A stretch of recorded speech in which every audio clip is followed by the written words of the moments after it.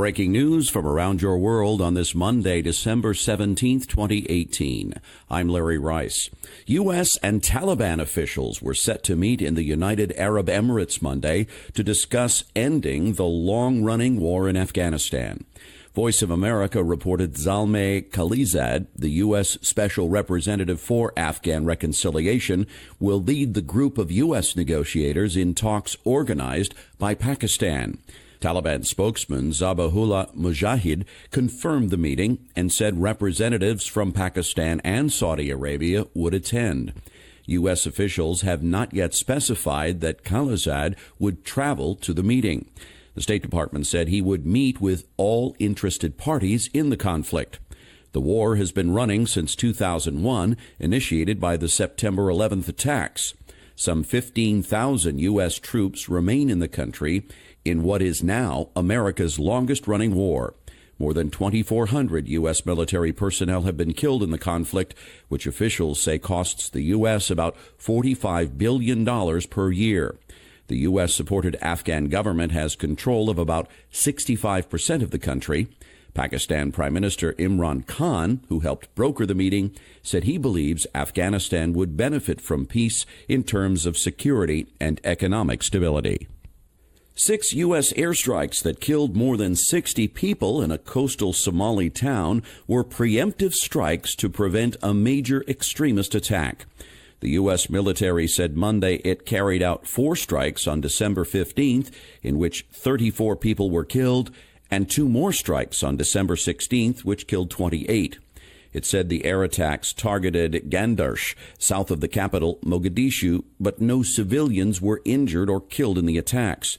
The U.S. military said the strikes were carried out in close coordination with the Somali government and were conducted to prevent al-Shabaab from using remote areas as a safe haven to plot, direct, inspire, and recruit for future attacks. A Somali intelligence official said the U.S. airstrikes were aimed at al-Shabaab fighters who were preparing a major attack on a Somali government military base in the lower Shabelle region.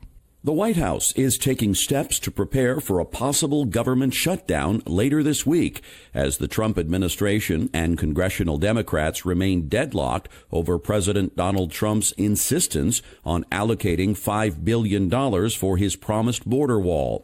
White House senior advisor Stephen Miller said, "We will do whatever is necessary to build the border wall to stop this ongoing crisis of immigration." Trump said last week after a testy meeting with House Minority Leader Nancy Pelosi and Senate Minority Leader Chuck Schumer that he would be proud to shut down the government to push for the border security he says his wall would provide. Democrats are willing to approve $1.6 billion for fencing upgrades and other border security spending, but no wall. Anti-immigrant protesters clashed with police outside European Union offices in Brussels on Sunday. Police fired tear gas and used water cannons to contain and disperse the crowd, estimated at about 5,500 people. At least 90 people were arrested. The demonstration, organized by the far-right Belgian party Vlaams Belang, was staged in opposition to a non-binding UN migration pact signed last week in Marrakesh, Morocco. The rally and a counter-protest that drew about 1,000 participants had originally been banned due to fear of unrest. The migration deal asserts the fundamental importance of legal migration and reaffirms nations' rights to set their own migration policies. Critics fear it will encourage more immigrants to set out for Europe. A draft report prepared for the Senate and obtained by the Washington Post says that Russia used every major social media platform to spread disinformation to help elect President Trump. The researchers examined millions of posts provided by major technology firms to the Senate Intelligence Committee, which plans to release the findings this week. The study by Oxford University's Computational Propaganda Project and network analysis firm Graphica found that Russians working at the Internet Research Agency, which U.S. officials have charged with interfering in the 2016 campaign, separated Americans into key interest groups and targeted them with messages. What is clear is that all of the messaging clearly sought to benefit the Republican Party and specifically Donald Trump, the report said. Facebook, Twitter, and Google impeded the Senate investigation into Russian meddling in the 2016 U.S. presidential election. That's according to a report compiled by Oxford University and analyzed by the firm New Knowledge. It said the tech companies submitted incomplete data and misled lawmakers about the actions of Internet Research Agency, a Russian troll farm. The Oxford study said the Russian agency used social media to polarize the U.S. from 2012 to 2018, including campaigns to encourage African American voters to boycott elections and Hispanic voters to distrust U.S. institutions. The propaganda, it said, encouraged extreme right-wing voters to be confrontational. The report said trolls also sent sensationalist, conspiratorial, and other forms of junk political news and misinformation to voters across the political spectrum to spark outrage and division. A spokesperson for Facebook said the company has been fully cooperative with the Russian probe. A Twitter spokesperson said in a statement, "Our singular focus is to improve the health of the public conversation on our platform, and protect the integrity of elections is an important aspect of that mission." The propaganda campaign reached an estimated 126 million people on Facebook, generated another 10.4 million tweets on Twitter, more than 1,000 videos to YouTube, and 20 million users on Instagram. Airplane makers Boeing and Embraer approved terms Monday that will see Boeing pay $4.2 billion for an 80% stake in a new combined commercial aircraft operation. The Brazilian government has yet to authorize the transaction, but Brazil's incoming president-elect, who will take office in January, has said he plans to authorize the merger. Embraer's board must also ratify it. The companies agreed for another joint venture to promote and develop markets for the multi-mission medium airlift KC-390, with Embraer owning a 51% stake and Boeing the rest.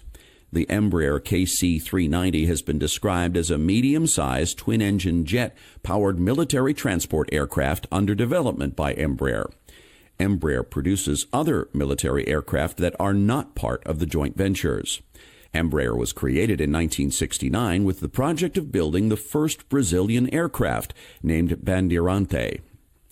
Nearly 21% of high school seniors say they vaped within the past 30 days, up from 11% 1 year ago. That's according to a new survey released on Monday. The Monitoring the Future survey has been in existence for 44 years, asking teenagers whether they use drugs, drink alcohol, or smoke, and this was the most dramatic spike in its history.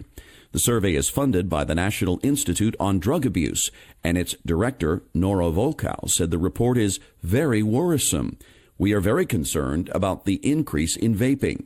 Vapors from e-cigarettes contain high levels of nicotine, and doctors fret about how this affects brains that are still developing." A Canadian mine says it has broken its own record for the largest diamond ever discovered in North America. Dominion Diamond Mines has announced the unexpected discovery of a 552-carat yellow gemstone. It was found at the Diavik Diamond Mine in the Northwest Territories, which is 130 miles south of the Arctic Circle. The company says this diamond far surpasses the previous record-holding stone found at the mine in 2015. The Foxfire, a 2-billion-year-old 187.7-carat diamond unearthed at the Diavik mine, was displayed around the world, including for a couple of months at the Smithsonian's National Museum of Natural History in Washington and for a few weeks at Kensington Palace in London. The stone measures 1.3 inches by 2.14 inches. The gemstone will not be sold in its current rough form, but instead will be cut and polished in the coming weeks. The company says it's too early to estimate the value of the stone, but noted that the Foxfire, which was eventually cut into 2 pear-shaped earrings, was recently auctioned for $1.5 million. And that's your update for this Monday, December 17th, 2018. I'm Larry Rice. Thanks so much for listening, and I hope you have a wonderful week.